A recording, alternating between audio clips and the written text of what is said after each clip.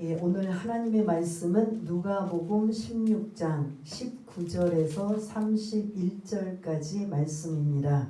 신약성경 123쪽에 있는 누가복음 16장 19절에서 마지막 31절까지 말씀을 우리 다 찾으신 줄 알고 함께 19절부터 읽겠습니다. 시작. 한 부자가 있어 자색 옷과 고운 베옷을 입고 날마다 호화롭게 즐기더라. 그런데 나사로라 이름하는 한 거지가 헌데투성이로 그의 대문 앞에 버려진 채 그 부자의 상에서 떨어지는 것으로 배불리려 하매 심지어 개들이 와서 그 헌대를 핥더라. 이에 그 거지가 죽어 천사들에게 받들려 아브라함의 품에 들어가고 부자도 죽어 장사되매 그가 음부에서 고통 중에 눈을 들어 멀리 아브라함과 그의 품에 있는 나사로를 보고 불러 이르되 아버지 아브라함이여 나를 긍휼히 여기사 나사로를 보내어 그 손가락 끝에 물을 찍어 내 혀를 서늘하게 하소서. 내가 이 불꽃 가운데서 괴로워하나이다. 아브라함이 이르되 예 너는 살았을 때 좋은 것을 받았고 나사로는 고난을 받았으니 이것을 기억하라. 이제 그는 여기서 위로를 받고 너는 괴로움을 받느니라. 그뿐 아니라 너희와 우리 사이에 큰 구렁텅이가 놓여 있어 여기서 너희에게 건너가고자 하되 갈 수 없고 거기서 우리에게 건너올 수도 없게 하였느니라. 이르되 그러면 아버지여 구하노니 나사로를 내 아버지 집에 보내소서. 내 형제 5이 있으니 그들에게 증언하게 하여 그들로 이 고통받는 곳에 오지 않게 하소서. 아브라함이 이르되 그들에게 모세와 선지자들이 있으니 그들에게 들을지니라. 이르되 그렇지 아니하니이다. 아버지 아브라함이여 만일 죽은 자에게서 그들에게 가는 자가 있으면 회개하리이다. 이르되 모세와 선지자들에게 듣지 아니하면 비록 죽은 자 가운데서 살아나는 자가 있을지라도 권함을 받지 아니하리라 하였다 하시니라. 아멘. 이 부자와 거지 나사로는 예수님께서 비유로 말씀하신 것입니다. 그래서 이 16장은 크게 2가지예요. 불의한 청지기의 비유 그리고 부자와 나사로의 비유 이 2가지가 사실은 가장 난해한 설교 해석하기 참 힘들어서 학자들이 신학자들이 이 말씀을 어떤 식으로 정의하고 어떤 식으로 해석해야 되는가 이런 것들을 연구하고 토대로 하고 또 해서 어떠한 이제 이런 틀을 만들어 놓은 걸 볼 수가 있는데 불의한 청지기의 특징은 뭘 것 같아요? 뭐에 대한 거예요? 불의한 청지기. 우리가 지난주에 말씀을 좀 기억하면 불의한 청지기가 일단은 주인의 것을 자기 걸로 생각해서 남발하다가 이게 들켜서 해고가 당해서 그때서야 이게 내 자기 것처럼 주인은 그냥 다 맡긴 거예요. 그러니까 이 청지기가 처음에는 옳은 모습으로 이 청지기의 모습으로 살다가 이제 결국은 어느 순간 시간이 지나 보니까 내 것을 마치 내 것이냐 착각하고 내 마음대로 쓰다가 이제 주인에게 걸린 거잖아요. 그러다 보니까 이제 해고당했지만 그 직전에 작게를 써서 자기의 미래를 준비했던 이러한 걸 보면 이 안에 뭐가 담겨 있어요? 저와 여러분들이 가장 좋아하는 돈인 거죠. 재물인 거죠. 재물이 핵심이라는 걸 잊지 마시길 바라겠습니다. 그래서 이 불의한 청지기가 어쨌든 주인의 재산을 낭비했던 이 재물에 대한 모습이라면 오늘 이 본문에 있는 부자와 나사로 많이 들어보셨죠? 예? 들어보셨지만 참 이게 여러분들이 어느 때 많이 들어보셨느냐면 전도 구원에 대한 설교할 때 이걸 많이 들어보셨을 거예요. 그리고 또 착각이 요한복음에 등장하는 동명이인의 이름이 있어요. 누구죠? 나사로. 같을까요? 다를까요? 완전히 달라요. 그래서 그것도 착각하지 마시기 바라겠습니다. 요한복음에 등장하는 나사로는 죽었다가 살아났어요. 그리고 그 삼형제 삼남매가 등장하잖아요. 누구와 누구? 마르다와 마리아. 그래서 이 삼남매가 등장한 아주 유명한 하나님이 주님이 굉장히 사랑했던 이 가족들을 볼 수가 있는데 오늘 본문은 그 나사로가 아닌 마치 이름이 같지만 다른 이거는 비유예요. 요한복음 11장에 등장한 나사로는 실제 인물이다 아니다? 실제 인물이고 오늘 본문은 실제 인물이 아닌 그냥 주님이 어떠한 의도를 가지고 부자와 나사로의 비유를 가지고 말씀하셨는데 여기서 이제 여러분들이 착각하는 두 가지가 뭐냐면 부자는 하나님 앞에 복을 받았고 나사로는 거지라고 지금 표현한 것처럼 가난한 자는 하나님 앞에 저주를 받았다. 이런 생각을 이 당시에 했어요. 그래서 부자들은 아주 자신감이 있고 자존감이 높은데 반대로 가난하게 살고 이렇게 어렵게 사는 사람들은 하나님 앞에 복을 못 받아서 이렇게 됐다라는 이러한 것이 그 당시에도 있는데 솔직히 지금도 우리에게 이런 생각 해요 안 해요? 예? 그런 생각 하지 말라는 거죠. 여기 이제 그런 부분도 이제 우리가 한번 점검을 해야 되는 거고 또 하나는 결론 뒷부분으로 갈수록 부자는 어디로 갔어요? 지옥 갔어요. 나사로는 어디 갔어요? 그러면 이것도 오해할 수 있어요. 부자는 하나님 앞에 이 땅에서 복을 받았지만 죽으면 어디 간다? 지옥 간다. 그 거지 가난한 자는 죽으면 어디 간다? 이게 맞아요? 틀려요? 이것조차도 잘못 읽으면 오해할 수 있는 이런 소지는 여러분들이 배제를 하시길 바라겠습니다. 오늘 말씀은 그런 말씀이 아니라 초점이 부자예요. 부자에 대한 초점이에요. 그러면 불의한 청지기도 그 속내는 어떤 게 중요한 게 담겨져 있다 그러죠? 돈, 재물. 그럼 이 부자도 한마디로 뭐에 대한 거예요? 부자는 뭐 때문에 부자인 거예요? 돈, 재물 때문에 부자인 거잖아요. 그러니까 우리는 부자와 나사로 하면 여러분들은 어디다 초점을 맞추고 싶어요? 천국 간 나사로? 어디다 초점을 맞추고 싶어요? 부자, 오늘 이 본문은 부자예요. 나사로는 어떻게 보면 이렇게 부자하고 비교하기 위해서 이렇게 있는 거고 초점은 그래서 여러분들이 자기 성경 있으면 좀 표시를 하는데 부자와 나사로 중에서 주님이 말씀하시고자 하는 의도는 누구에게 있다? 부자에게 있다? 나사로에게 있다? 먼저 결론적으로 말씀드리면 부자에게 있다라는 거예요. 부자에게 있으면 부자에게 뭐가 있기 때문에? 돈, 재물이 있기 때문에 그 재물에 대한 걸 어떠한 그 예수님이 말씀하시고자 하는 의도가 있기 때문에 부자의 초점을 맞추고 부자를 강조하고 있다라는 걸 여러분들이 좀 머릿속에 인식을 하시면서 이제 오늘 이 말씀을 좀 나누려고 합니다.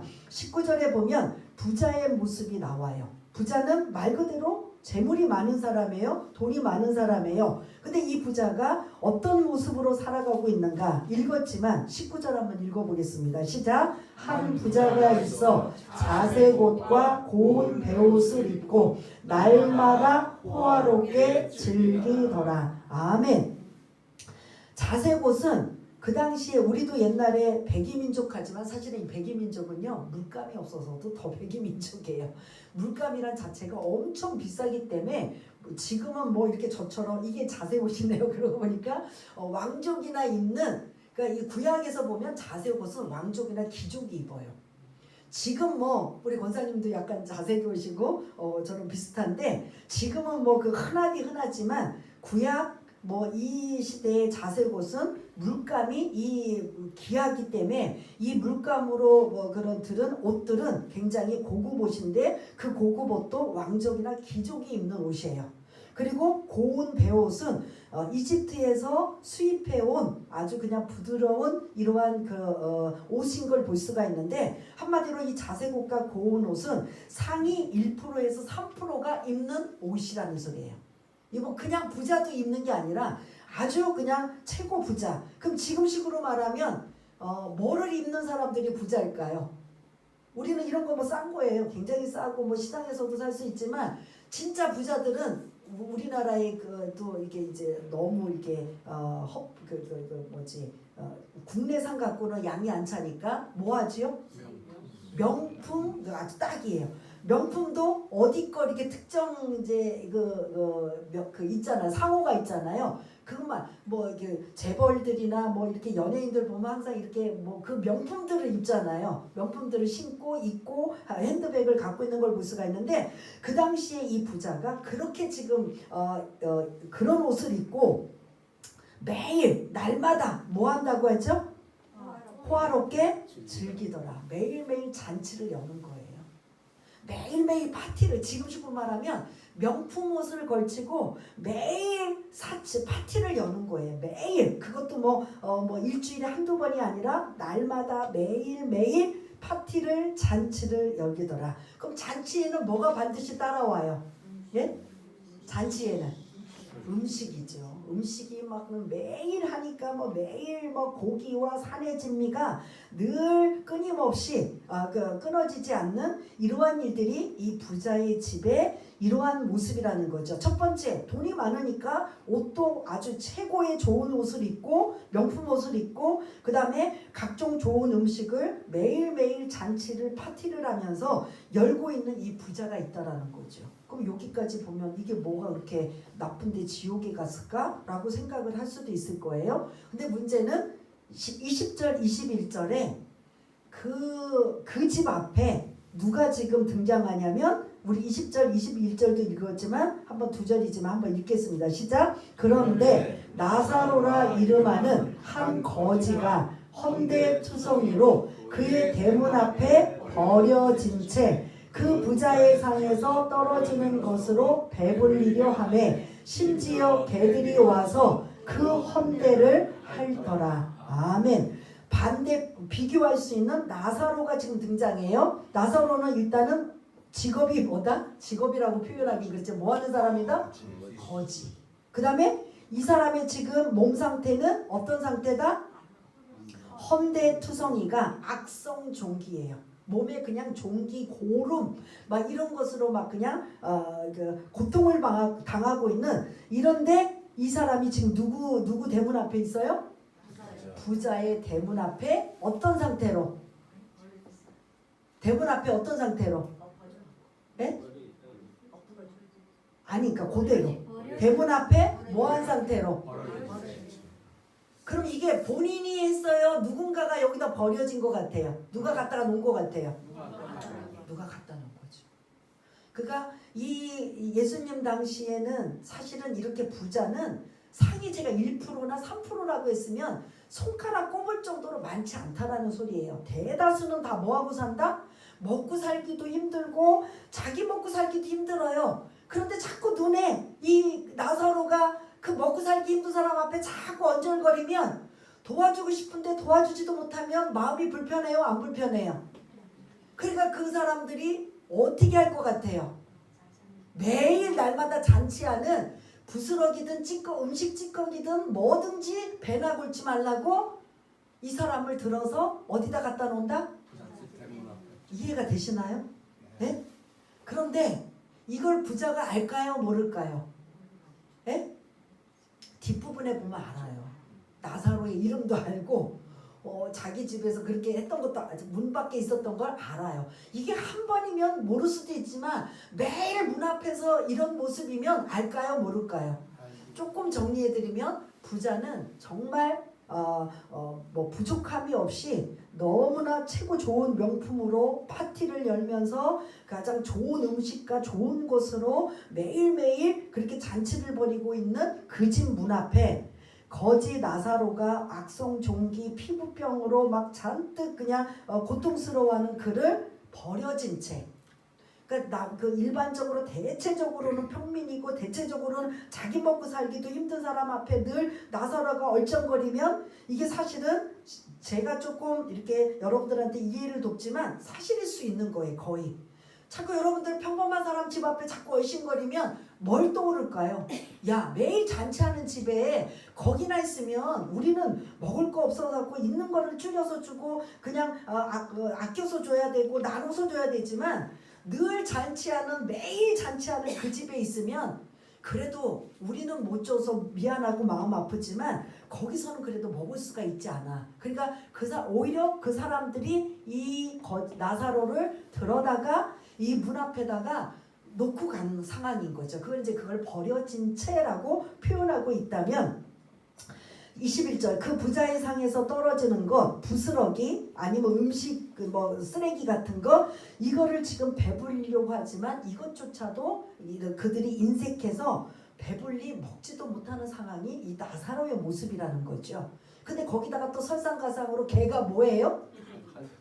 자기 그 종기를 막 고름을 막 피를 막 이렇게 핥고 있는 거예요. 그럼 지금 못 먹어요. 그리고 개가 와서 자기를 핥아요. 그리고 이 거짓 신세로 있어요. 이거를 만약 여러분들이 참 이렇게 이 나사로의 입장을 한번 딱 떠오르면 이 나사로가 어떤 모습일 것 같아요? 죽지 못해 사는 모습. 그러니까 가장 시급한 건 먹는 문제. 그러니까 죽으면 차라리 난데 죽지 않으면 가장 먼저 배고픈 게 문제잖아요. 그 다음에 개가 와서 자기를 이렇게 핥고 있는 이 수치스러움 이것을 통합해 보면 마음의 상처와 고통으로 지금 이 나사로가 이런 상태로 지금 부자의 문 앞에서 이러고 살고 있다라는 거예요.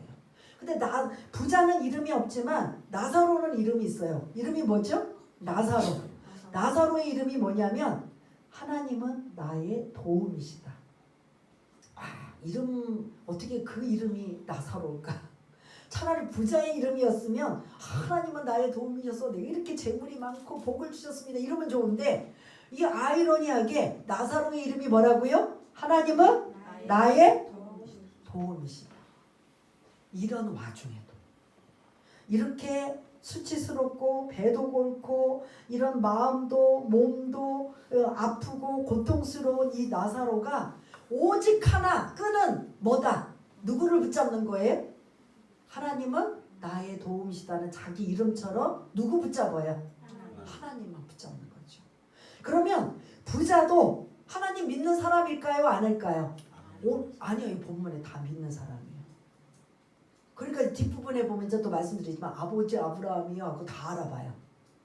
그러니까 이 본문은 다 유대인 출신이에요. 거짓 나사로도 유대인, 부자도 유대인이에요.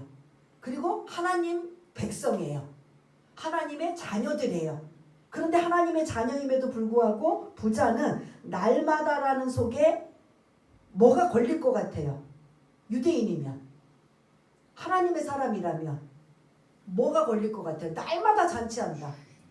맞아요? 틀려요? 이렇게 하면 돼요? 안 돼요? 어디가 딱 걸려야 되는데 여러분? 안식일이 걸리는 거잖아요. 그러면 안식일도 지킨다는 소리예요? 안 지킨다는 소리예요? 안 지킨다는 소리예요. 그거 뭐 내가 하나님의 백성이고 어떻게 됐든 하나님이 주셨던 누가 주셨던 뭐 대를 물렸던 어쨌든 나는 재물이 많은 부자야. 그래 나는 이거 가지고 먹고 마시고 누리고 쓰자. 그러면서 그냥 이 부자는 이러한 모습으로 자기 자신 재산을 낭비하면서 하나님과 상관없이 사는 사람이에요. 근데 반대로 나사로는 여러 가지 생각할 수 있어요. 처음에는 거지가 아닐 수도 있고 잘 살았을 수도 있고 그렇지만 현재로는 거지로 그리고 몸은 완전히 피부병으로 골마투서 있고 그게 남의 대문 앞에 버려진 채로 음식 쓰레기나 부스레기를 그것도 배가 부르지 못하는 이게 풍성하지 못한 채로 지금 이렇게 있는 상하고 개들이 와서 자기 모습을 핥고 있는 이러한 비참한 모습이지만 나사로는 누구 하나 붙잡고 있다? 하나님 하나 붙잡고 있는 거죠. 오직 하나님. 남이 무시하고 업신여기고 배가 골아서 개가 와서 핥고 완전히 사람의 그 세상의 기준과 관점으로 보면 나사로는 완전히 실패자의 모습이에요. 그럼에도 불구하고 그 실패자와 같은 나사로는 오직 하나 뭐만 붙잡고 있다? 하나님만 붙잡고 있는 거예요. 근데 반대로 부자는 뭘 붙잡고 살아요? 돈, 재물만 의지하고 붙잡고 사는 인생이에요. 그러다 보니까 태어날 때 세상에서는 잘난 사람, 못난 사람, 많이 배운 사람, 못 배운 사람, 좋은 환경에서 태어난 사람, 좋은 환경으로 못 태어난 사람 각양각색이지만 어떻게 보면 그거를 이 부자 같은 경우는 이런 단어를 안 쓰지만 나사로와 같이 그리고 가난하거나 아픈 사람 여러 가지로 힘들면 세상은 뭐라고 표현하죠? 불공평해 하잖아요. 부자가 만약에 이 표현을 쓸까요? 안 쓸까요? 예? 여러분들 같으면 써요? 안 써요? 부자 입장이라면 안 쓰죠. 보통 불공평이라는 건 반대로 비교를 당할 때 없는 사람 그리고 아픈 사람, 힘든 사람 이런 사람들이 세상은 불공평해 라고 하잖아요. 그래서 어쨌든 세상은 불공평할 수 있는 세상이지만 22절부터 오늘 31절까지 보면은 둘 다 죽어요. 죽는 건 불공평해요? 공평해요? 이건 공평해요. 누구 부모에서 태웠느냐 어떤 환경에서 뭐 학연 인맥 혈연 뭐 여러 가지로 세상은 막 그냥 이런 잣대로 보고해서 억울할 수도 있고 불공평할 수도 있지만 죽을 때는 그거 다 가지고 가요? 안 갖고 가요? 공평한 거예요. 그래서 22절 보면은 먼저 이제 나사로 거지가 죽어 천사들에게 받들려 아브라함의 품에 들어갔다. 그러면 이건 지금 나사로는 어디 들어갔다는 거예요? 우리가 아는 천국에 들어갔다는 소리예요. 그 다음에 그 뒤에 부자도 죽어 장사되었는데 23절에 보면 그가 음부에서 고통 중에 눈을 들어 멀리 아브라함과 그 품에 있는 나사로를 보았다. 그러면 지금 부자는 어디 갔어요? 왜 갔죠? 이제 여기까지 설명해도 여러분들 이제 좀 나오셔야 돼요. 지금 이거 보면 결론을 보면 나사로는 어디로 갔어요? 이 땅에서는 불공평하게 억울하게 내 의지와 상관없이 살았지만 죽었을 때는 어디로 갔다? 천국 갔어요. 나사로. 근데 부자는 어디 갔어요? 이 땅에서는 막 그냥 뭐 최고 좋은 것을 누리며 살았지만 죽었을 때는 어디 갔어요? 지옥 갔다. 근데 요거를 이제 여러분들이 졸다가 들으셨을 때 부자는 지옥 가는구나. 그럼 나는 부자가 아니어서 다행이다. 가난한 사람만 천국 간대. 이거 맞아요? 틀려요? 아니, 이 속에 담겨져 있다는, 그러니까 그렇게 생각하시면 안 돼요. 요런 오해도 가질 수 있어요. 아까 제가 두 가지 오해 하지 말라 그랬어요. 부자는 이 땅에서 하나님께 복을 받아서 부자가 됐고 가난한 사람은 하나님께 저주를 받아서 가난하게 됐다. 맞아요? 틀려요? 그런 생각을 우리 안에 있어요, 사실은. 그런데 그 생각조차 이 당시에 부자들이 가졌다는 거예요. 근데 지금 우리들도 그게 암암리에 있는데 그거를 버리라는 소리고요. 두 번째, 부자는 천국에 가고 부자는 지옥에 가고 가난한 자는 천국에 갔다. 이거 오해도 벗어버리기 바라겠습니다. 천국 가거나 지옥 가는 건 반드시 이유가 있기 때문이에요. 지금 저와 여러분들은 딱 하나 주님이 원하신 게 있어요. 뭐죠? 믿음 하나예요. 부자든 가난한 자든 많이 배웠든 못 배웠든 어떤 것든 뭐 상관없어요. 뭐만 있으면 돼요? 예수를 나의 구세주로 믿습니다라고 고백하고 영접하면 우리 모두는 천국 행위예요. 근데 여기서는 뭘까요? 그럼 나사로가 나사로 이름이 뭐라고 그랬어요? 하나님은 나의 도움이십니다.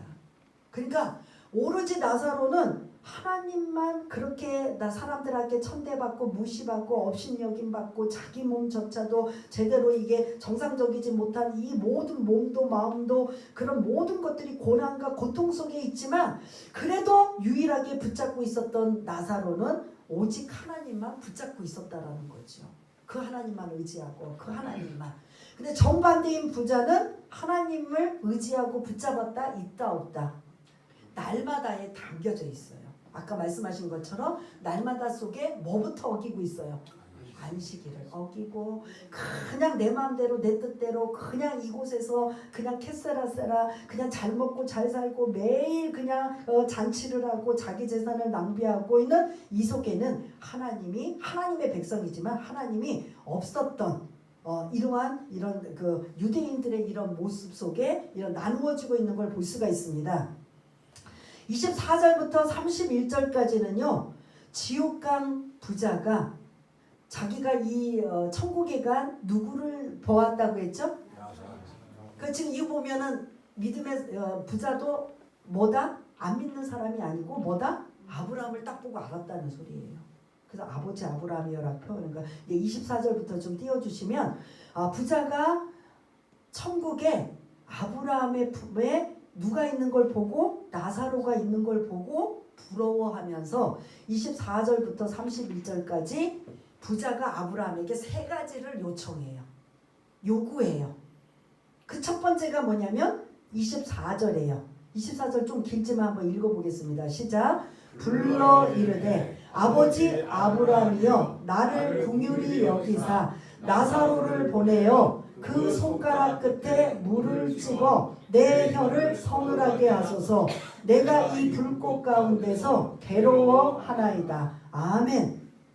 부자는 자기가 왜 이 지옥에 왔는지 깨닫거나 돌이키거나 회개하거나 이런 건 여기도 없어요. 이렇게 들어갔음에도. 근데 지금 자기가 이 지옥에서 불덩어리에서 너무 고통스러우니까 저 물 한 모금이라도 마시게 해주십시오라는 물 한 모금이 아니라 뭐예요? 손가락 끝에 이 물을 좀 묻혀서 자기 뭐에? 혀 끝에 좀 닿게 해달라. 여기서 갑질하는 거예요. 아브라함이요, 저 나사로를 좀, 자기는 여전히 지금 나사로를 업신여기고 무시하고 하찮게 보는 거예요. 그런데 아브라함 품에 지금 누가 있어요? 천국에 나사로가 있는 거예요. 자기는 지금 어디 있어요? 지옥 불덩이 속에서 차라리 죽으면 괜찮은데 죽지도 못하고 그냥 고통 속에서 지금 있는 상황에 뭘 요구해요? 물 한 모금 요구해요? 물 한 컵 요구해요? 이건 어떻게 표현해요? 한 모금도 아니고 한 방울인가요? 물 한 방울인가요? 손끝에 물 한 방울을 내 혀 끝에 좀 닿게 해달라고 좀 부탁을 해요. 그랬더니 아브라함이 25절 26절에 뭐라고 하냐면 아주 중요한 말씀을 아브라함이 해요. 아브라함이 그걸 거부하면서 25절 아브라함이 이르되 예 너는 살았을 때 좋은 것을 받았고 나사로는 고난을 받았으니 이것을 뭐하라? 기억하라. 이제 그는 여기서 위로를 받고 너는 괴로움을 받느니라.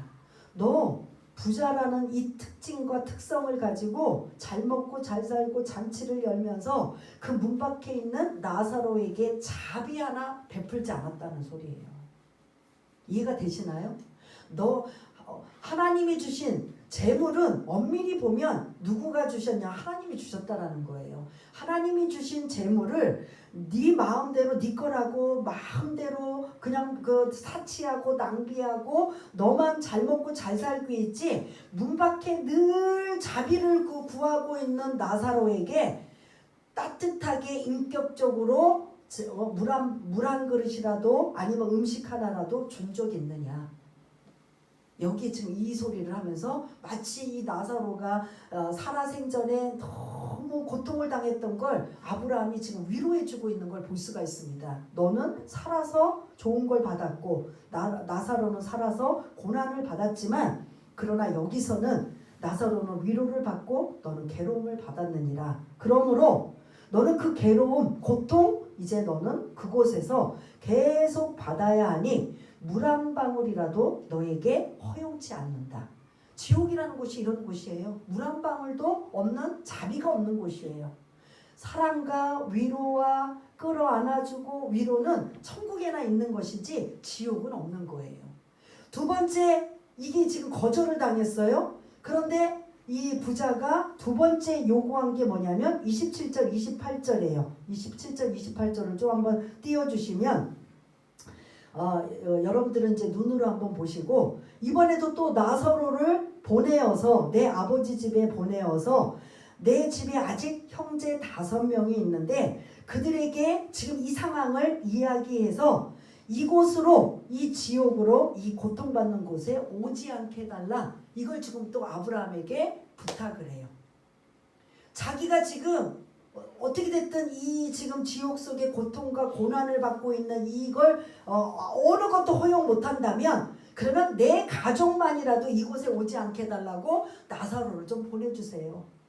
이해가 되시나요? 두 번째 요구를 해요. 자기 형제들 요구를 해요. 자기가 지금 잘못하고 회개하고 자기 자신을 점검하기보다는 지금 나는 어떻게든 이곳에 왔지만 내 형제만큼은 이곳에 오지 않도록 누구를 지금 지명하고 있어요? 왜 자꾸 나사로를 끄집어내는지 몰라. 나사로가 만만한가 봐요. 그 나사로를 보내어서 내 형제들에게 이 상황을 좀 얘기를 해서 이곳에 오지 않게, 나처럼 이곳에 오지 않고 고통당하지 않게 좀 해달라. 아브라함에게 이걸 또 두 번째 요청을 해요.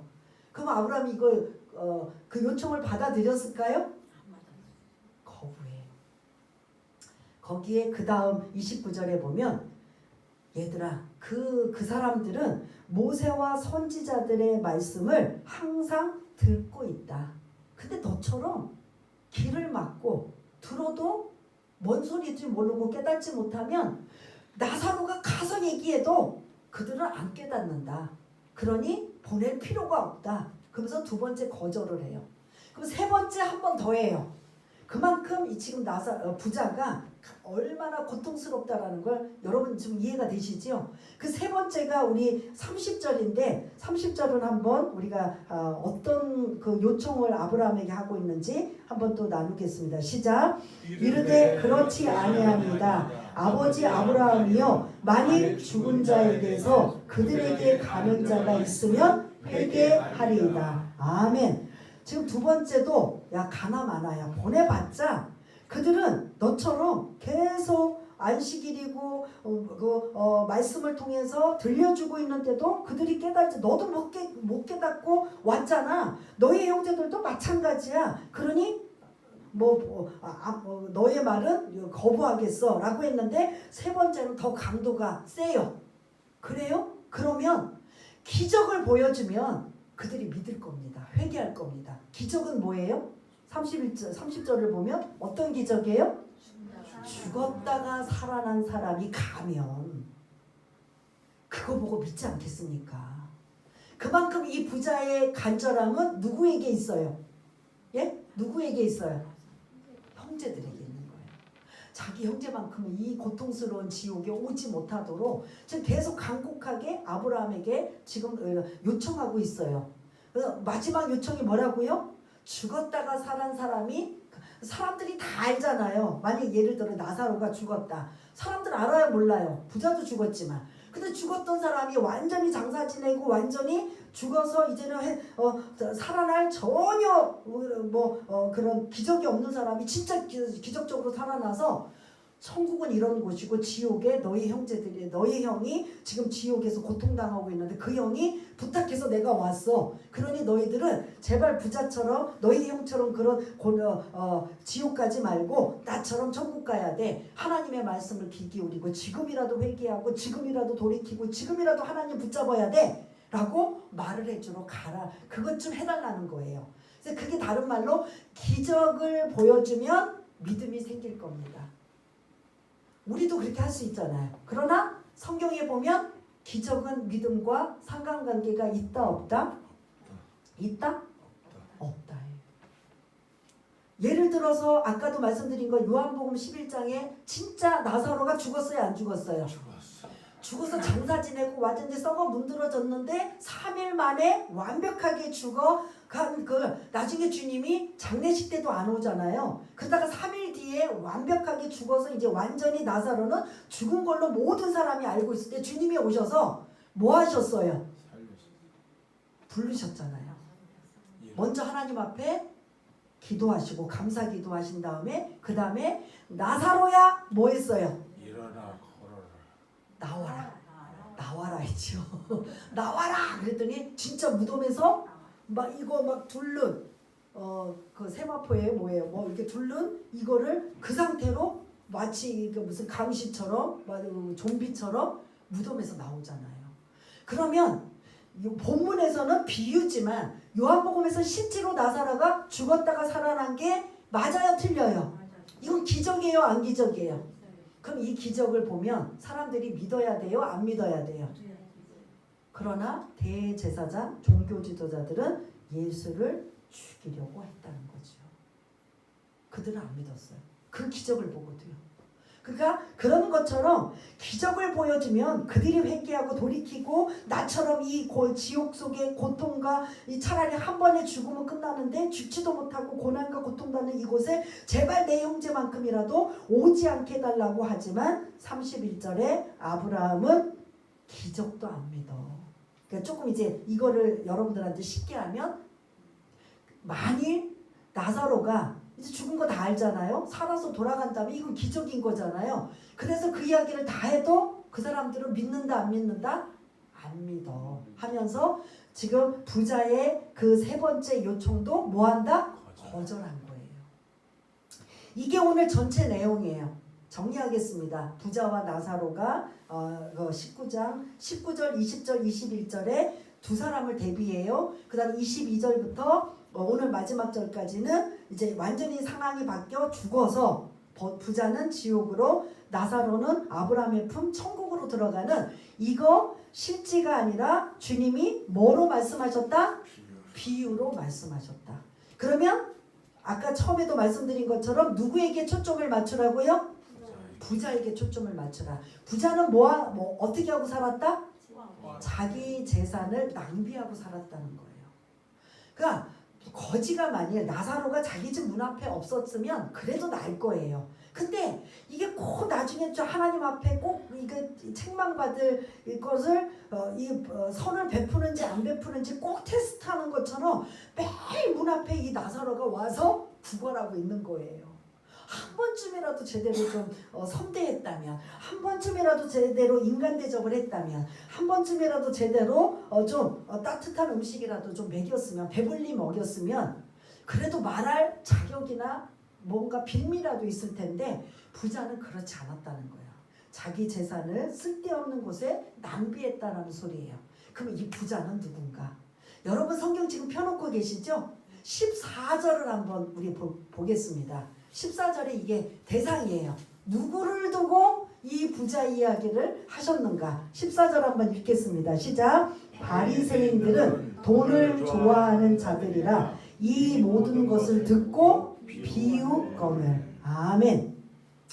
이 말씀은 불의한 청지기를 주님이 비유로 말씀하셨을 때 재물, 남의 주인의 재산을 탕진한 낭비한 불의한 청지기, 그럼에도 자기 미래를 준비하기 위해서 깨를 낸, 그리고 주인을 많은 사람들에게 어떻게 하죠? 많은 사람들에게 명예를 받게 했던 이 부분을 칭찬하면서 13절 여러분들 눈으로 보시고요. 마지막 보면 너희는 하나님과 재물을 뭐 할 수 없다? 겸하여 섬길 수 없느니라. 재물은 또 다른 만몬이고 또 다른 우상이라는 소리예요. 하나님이 신이면 또 다른 신인 재물을 겸하여 섬길 수 없느니라 라고 했던 이 비유의 말씀을 듣자 그들의 바리새인들이 반응이 14절에 뭐라고 반응이 나와요? 비웃거늘. 조롱하고 경멸했다는 거예요. 그러니까 주님이 그걸 딱 보시고 어떻게 했다? 안 되겠다. 얘네들에게 뭐 좀 깨닫게 해줘야 되겠다. 그래서 오늘 부자와 나사로의 비유를 말씀하셨어요. 그러면 부자는 다른 말로 누구를 지금 두고 한 말이에요? 바리새인들을 두고 한 거예요. 바리새인들은요 거의 다 부자예요. 그런 기득권층이고 종교 지도자들이고, 그리고 그 당시에 바리새인들의 생각 속에는 하나님께 복을 받으려면 어떤 상황으로 있어야 되냐? 부자여야 된다고 생각을 하고 있는 거예요. 그러니까 그런 부자, 오늘 19절에 등장하는 부자 하면 머릿속에 누구를 떠올려야 돼요? 바리새인들을 떠올리고, 바리새인들이 잘못된 생각, 잘못된 신앙, 잘못된 걸 지금 부자와 나사로의 비유를 들면서 지금 그들을 깨닫게 하시는 말씀이라는 거죠. 이게 1차적인 바리새인들을 두고 부자와 나사로에게 주신 말씀이라면 2차적인 독자는 저와 여러분들이에요. 저와 여러분들에게 혹여 여러분들이 부자의 입장이라면 다시 한번 나눌 수 있는 이러한 자가 되라는 거죠. 하나님이 어떤 자에게 특별히 여유 있게 부유하게 넉넉하게 주셨다면 그거 가지고 뭐 하라고요? 다른 어려운 사람들을 나눌 수 있는, 베풀 수 있는 그런 마음가짐을 가지라는 거죠. 그래서 천국과 지옥에 대한 구원에 대한 설교도 아니고 그런 게 아니라 그 재물을 우리가 어떻게 올바르게 사용해야 되는가, 그 부분이 오늘 부자와 나사로의 핵심 말씀이라는 걸 잊지 마시기를 바라겠습니다. 마치 선한 사마리아인이 어떻게 했어요? 그들은 유대인들에게 뭘 당했어요? 예? 유대인들, 정통 유대인들에게 사마리아인들은 어떤 취급을 받았어요? 개 취급을 받았어요. 그런데 자기가 어느 날 가고 있는데 유대인 개 취급을 하는 유대인이 강도를 만난 거예요. 그러면 대부분 사람 같으면 어떻게 해야 돼요? 지나가죠. 그런데 정작 누가 지나가요? 제사장이나 레위가 지나가 버리잖아요. 그리고 사마리아인이 그 강도를 막 그냥 살리려고 여러 가지 정성을 들이잖아요. 그러니까 우리 개념은 그래 뭐 너희들이 우리 무시하는데 잘 됐네, 강도 잘 만났네, 그래 너도 그렇게 죽어도 마땅해, 우리를 너희들 무시했지, 업신여겼지. 일반적이면 우린 그런 생각 해요, 안 해요? 그럼에도 불구하고 이 선한 사마리아에는 그런 거 안 따지고 생명부터 살리겠다라는 뭐 좌판이 우판이 너는 옳고 나는 그러고 뭐 너는 어쩌고 저쩌고 이거 따지면 살릴 수는 없지만 그 사람은 뭐만 봤다? 자기를 무시하고 개취급하고 뭐 그런 업신여기고 아전히 하찮게 보는 그가 그런 죽을 위험에 처해 있는 생명만 봤다라는 거예요. 그거를 주님이 칭찬하고 계신다면 우리도 우리에게 나는 부자가 아니어서 다행이네, 나누라고 했는데 뭐 나눌 게 어딨어, 나 쓰기도 바쁜데. 그러나 그런 뭐 특정인 부자기보다는 내가 이렇게 거지와 같지 않고 내가 벌어서 내가 먹을 정도면 그래도 아주 작은 거지만, 아주 적은 거지만 남과 나눌 수 있는 이런 마음의 자세가 나에게 있는지 생각해 봐야 된다는 거죠. 그래서 갑자기 저는 여러분 혹시 민들레 국수집 아시나요? 들어보신 분 계세요? 민들레 국수집, 인천에 있는 이 천주교 한 수사님이 남자분이 하시는 거예요. 2004년부터 인천의 가장 가난한 빈민촌에 조그만 이게 상가에 있는 가게 하나를 얻어서 테이블 하나 놓고 노숙자들이 아무 때나 와서 먹고 가도록 2번을 먹어도 3번을 먹어도 상관없이 오전 10시부터 오후 5시까지 문을 열어요.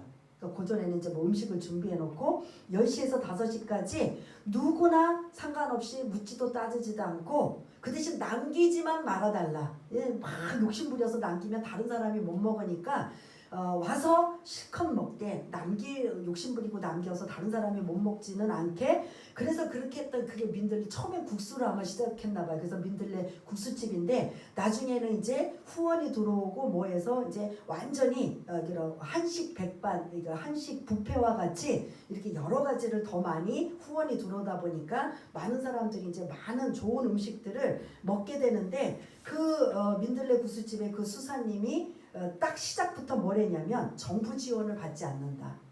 그 다음에 기부금을 얻기 위한 프로그램도 하지 않는다. 막 이렇게 알리고 전하지도 않는다는 거예요. 생색내는 돈은 절대 받지 않는다.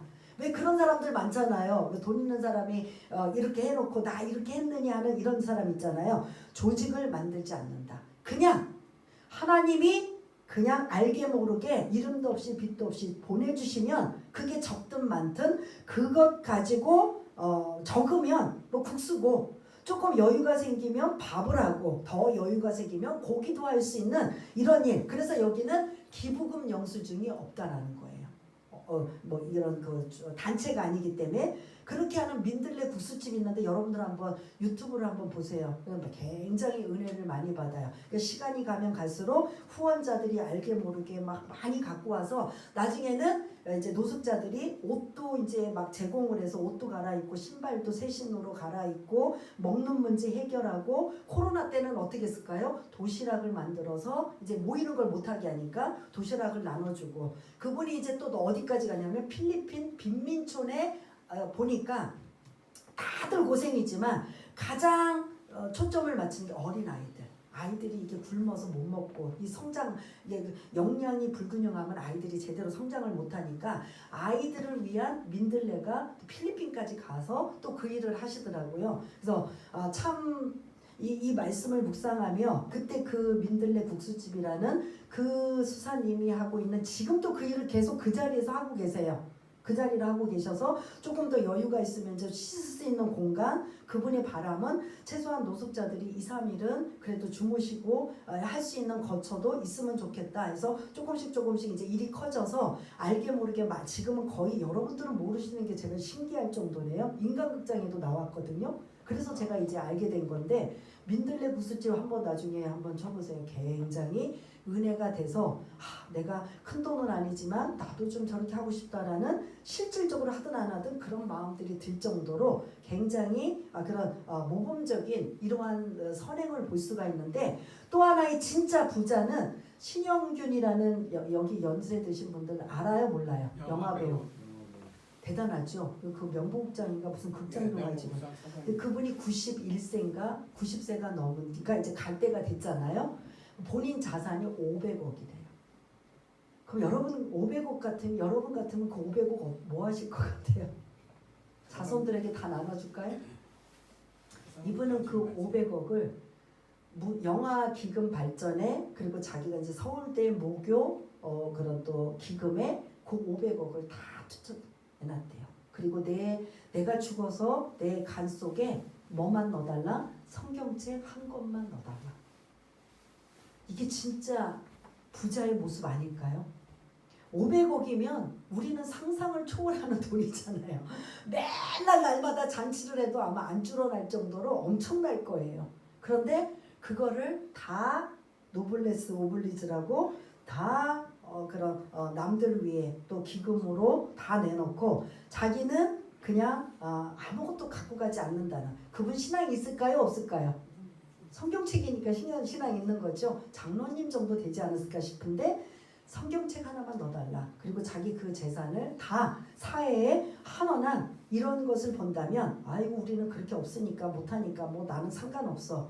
그런 거 보고 대단하다라고 생각하지만 민들레 국수집 같은 거 보면은 거기에 있는 후원자들이 부자가 하는 게 아니라 우리 생활비에서 조금씩 뭐 10,000원이든 30,000원이든 얼마씩 나가고 한 것들이 100명이든 뭐 50명이든 모아서 그런 것들을 가지고 이런 노숙자들이나 아니면 먹고 살기 힘든 사람들이 아무 때나 와서 밥 한 끼 해결하고 갈 수 있는 그러니까 물어보지도 않고 뭐도 안 해요. 그냥 제발 남기지만 말아달라. 그것만 말해요. 그래서 그런 일들도 하고 있다면 우리가 오늘 이 16장까지 이 말씀들을 보면서 우리에게 주신 이 재물 남에게 꾸거나 빚지거나 정말 힘들어서 뭐 숨을 쉬지 못하는 상황이라면 어쩔 수 없지만 그래도 내가 밥은 먹고 살고 그래도 내가 어느 정도 그래도 조금이라도 있다면 나는 내 주변을 나는 나눔으로 돌아봄으로 그런 좋은 복을 유통하거나 흘러넘치는 그런 사람의 역할이 나는 하고 있는가 오늘 이 본문을 통해서 생각해 볼 수 있는 저와 여러분 되었으면 좋겠습니다. 이제 정리하겠습니다. 오늘 핵심은 누구에게 있다고요? 부자에게 있고 그 부자는 사실은 누구를 향해 주신 말씀이라고요? 바리새인들에게 하시는 말씀. 그건 다음 이제는 저와 여러분들에게도 적용점으로 이 말씀을 잘 묵상해서 주님 앞에 엄청나게 대단하게 큰 일도 한 것도 칭찬을 받지만 아주 작은 어느 그 복음서에 보면 그렇잖아요. 주님이 모두 기억하고 계신다. 물 한 그릇도 소자에게 준 것도 뭐한다? 기억하고 계신다. 물 한 그릇. 물 한 그릇 줄 수 있어요? 없어요? 여러분? 아무리 아이고 힘들어요. 나 살기도 힘들어야지만 물 한 그릇 줄 수 있어요? 180이나 200m 그 생수 한 병 줄 수 있어요? 없어요? 여기 계신 분들 다 줄 수 있잖아요. 그런 마음의 자세를 가지면서 하나님이 우리에게 오늘 재물관을 우리에게 주신 재물 내 마음대로 내 뜻대로 이 부자처럼 쓰라는 게 아니라 주신 것 가지고 나는 당연히 나를 위해서 써야지 우리 생활을 위해서 써야 되지만 그 중에 일부를 어디다가 쓸 것인가.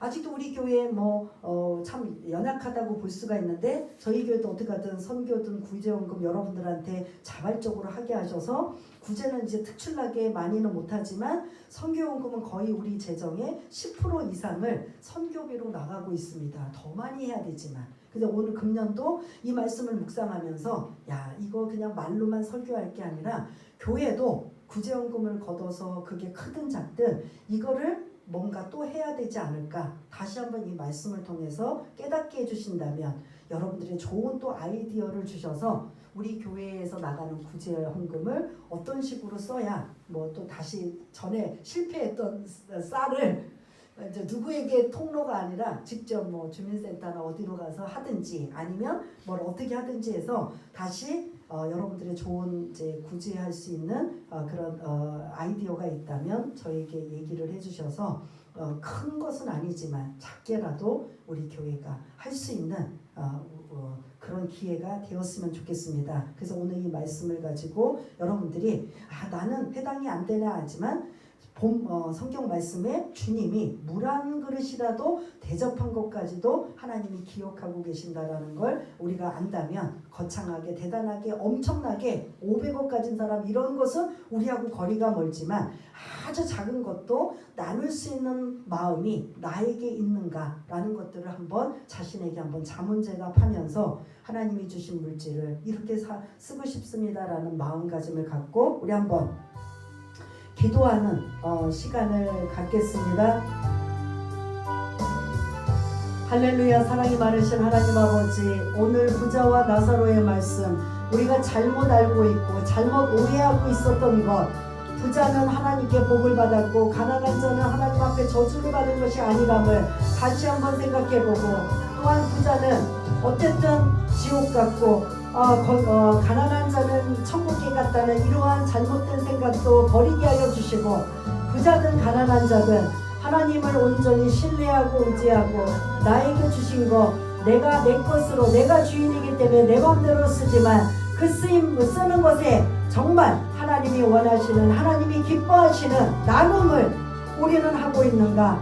거창하게 대단하게는 아니지만 물 한 모금이라도 물 한 그릇이라도 다른 사람들에게 나누며 대접할 수 있는 그런 마음을 가지고 있는가. 한번 자신을 점검해 우리가 가지고 있는 재물을 하나님이 기뻐하시는 모습으로 선한 사마리아인처럼, 그리고 아버지 하나님 그런 적은 것이라도 나눌 수 있는 사람인 것처럼 살아가는 우리 모두가 될 수 있도록 주님 도와주시옵소서. 하나님, 어떻게 보면 부담스러울 수도 있는 재물에 관한 말씀을 주셨습니다. 그러나 그것이 많든 적든 하나님이 나에게 주신 그 재물을 나는 적어요, 부족해요, 나 쓰기도 바빠요 라고 살고 있는지, 그럼에도 불구하고 그것에서 아주 작은 일부를 떼서라도 구제하고 나눌 수 있는 그러한 그 복의 통로가 나를 통해서 흐르고 있는지, 그러한 마음의 자세가 우리에게 필요함을 다시 한번 오늘 말씀 통해서 깨달았다면 그걸 또 실천할 수 있는 믿음은 행함이라고 했사오니 행함이 없는 믿음은 죽은 믿음이라고 했사오니 산 믿음, 하나님이 기뻐하시는 믿음의 사람들 다 될 수 있도록 주님 도와주옵소서. 모든 것 감사드리며 사랑이 많으신 예수님 이름으로 기도드리옵나이다. 아멘.